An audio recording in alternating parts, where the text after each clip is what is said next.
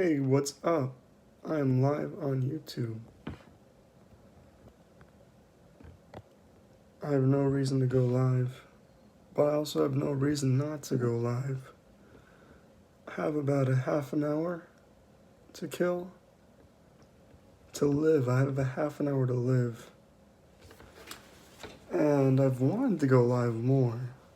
And I think when I first start streaming, I don't really have much to say, especially when it's just myself. But once I start talking more, then I find I do have more things to say, and you just kind of get into a groove. I remember years ago when I was really trying to do YouTube, like really putting effort into my videos, I got a lot better at speaking and like thinking of video ideas, and I've just been so lazy, and I still consider myself a YouTuber even though I haven't been making videos. But I want to get back on making videos. I've written so many scripts, and came up with so many ideas, but just haven't shot anything or put anything together. But yeah, I think ever since March of 2020, hello to whoever just joined. Ever since March of 2020, life's been so different. I got Adam22 from YouTube's. I won this in this contest. Hey Marty, I think I have about a half an hour, so we'll see. But thanks for stopping by. But I won this Adam22 no jumper figure from a Twitter giveaway from YouTube's. He's got the little peep Lisa Simpson tattoo. Anyways, I'm just going live for no reason. I want to just get back into making videos, and also, if nothing else, like I'm just talking and expressing myself, and I think that's healthy.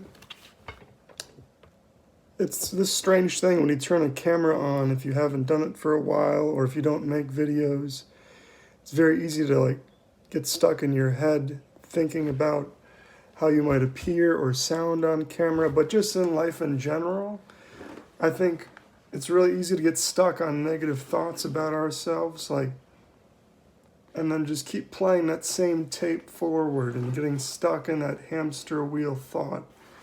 But sometimes you just have to voice it out or write it down in a notebook, and you can kind of see how silly some of your thoughts, your self-doubts can be about yourself.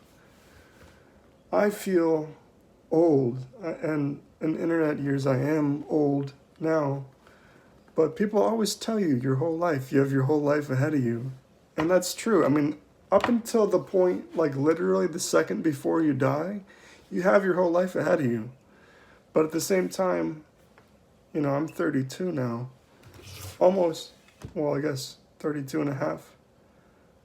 Remember when you were little and you counted how many years you were with halves? Like, I think up to 10, that's, like 8.5, 9.5, 10.5. Once you're like 11 and into your teenage years, you kind of just drop the halves.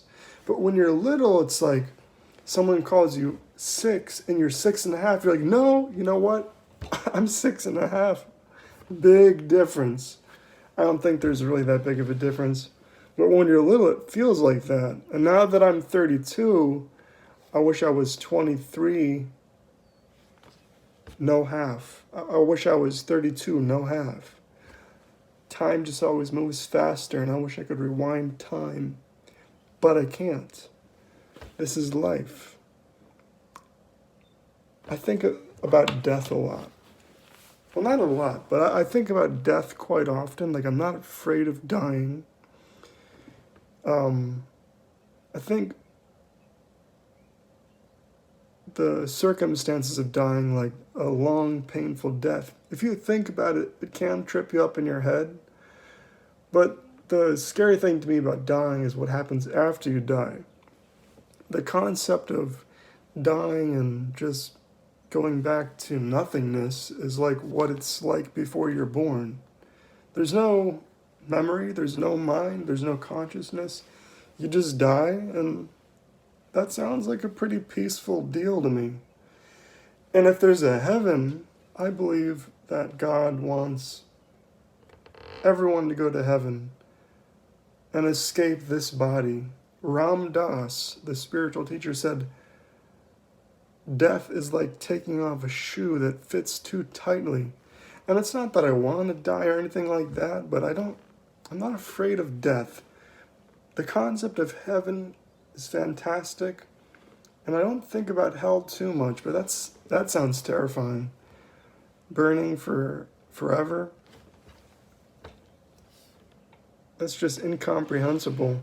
But I think, to me, I believe in heaven, but I think hell is more often created on earth by those demonic, depressive thoughts, those self-defeating thoughts that say that you're not good enough, that you don't fit in, that you aren't on whatever level that you think society thinks you should be, or you don't feel accepted by other people. I think a lot of times it's easy to reject yourself in your own head and then project that onto the world before you've actually given yourself a chance to try something out. And when you're younger, everything's this new experience. Everything is very interesting, you know. When you're a kid, you go to the zoo and you see all the animals and you think about it. And it's just really, wow, there's this weird, different being. It's like, might as well be an alien. And I still appreciate nature as I grow up. But the point is that as you get older, it's like less of these things stimulate you, and less things, you kind of have to go out of your comfort zone and challenge your beliefs and take a daily inventory. Like, how am I thinking today? Is this thinking like truthful? Is it in line with the truth? Or is this some sort of negative thinking? If it is negative thinking, is there a root cause for that? Is there any truth in that negativity? Because not all negativity or fear is bad.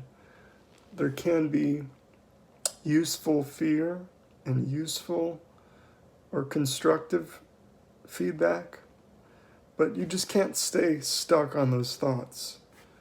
And you can't let time slip by, which is all too easy, thinking that tomorrow's promised. And tomorrow is not promised, nor is today. But you do have this moment right now. And it's interesting that almost 8 minutes has gone by. I didn't think I had anything to say. I'm leaving shortly to go to a night meeting for people who need a little emotional support, which includes myself. I've been going to this meeting for probably a month or two now. But it's a meeting and people talk about anxiety and depression and addictions and how to deal with that constructively. It's an interesting group, some good people there. But I think honestly, everybody struggles. You know, everybody struggles in life, you know. That's one of the frustrating things about having an anxiety or mental disorder, is like nobody can see it most of the time.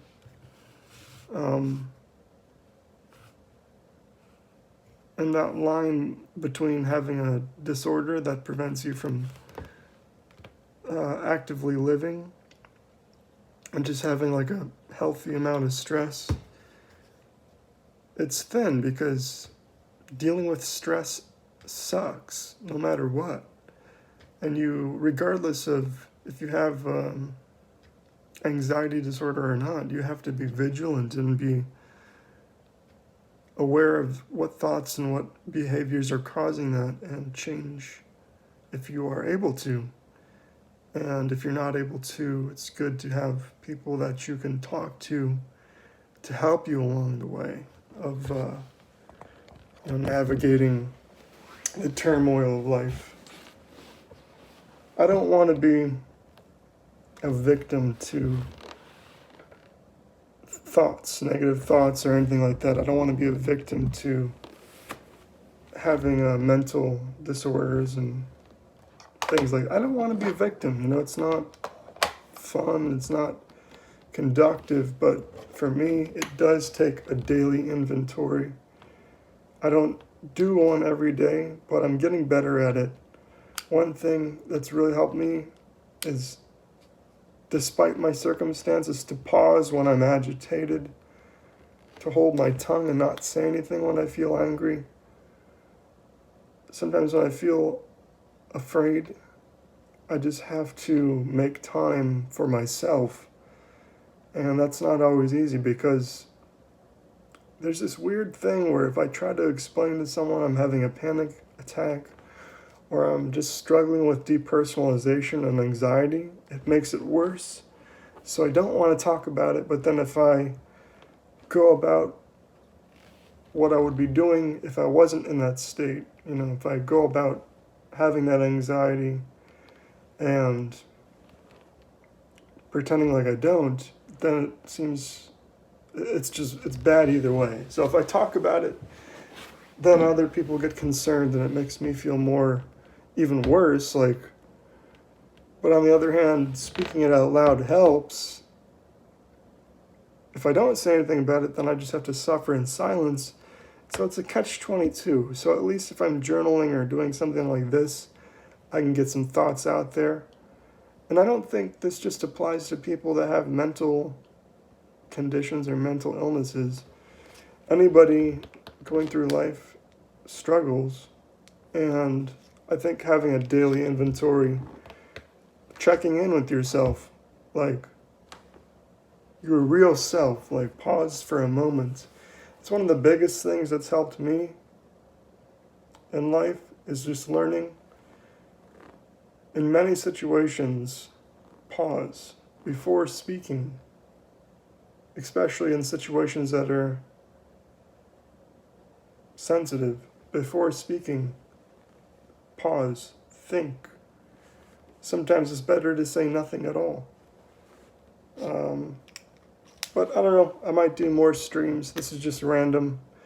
Wanted to see if I would get any donos, but I didn't. But maybe I'll try streaming later. If you like this, leave a comment, any thoughts down below. Follow me on Instagram, Twitter, all that stuff at exzisd, exzisd, and hope to talk to you later. Peace.